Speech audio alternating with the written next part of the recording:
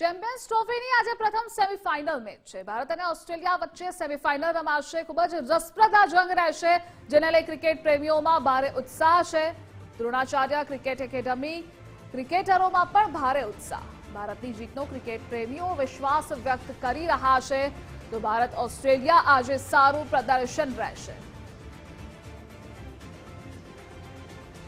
દરેક ખેલાડીનું પરફોર્મન્સ સારું એવી શક્યતા છે, પણ મારો ફેવરેટ છે હાર્દિક પાંડ્યા. તો મેં વિચારું છું કે એનું પરફોર્મન્સ વધારે સારું રહેવું જોઈએ ટીમ વિશે.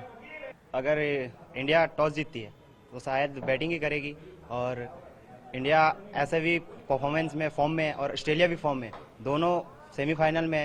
और आज हम सब के लिए सेमीफाइनल मैच नहीं है, ये फाइनल मैच है. अगर ये जीतते हैं तो अपने फाइनल में ऑफ कोर्स जीतेंगे, चाहे कुछ भी हो जाए.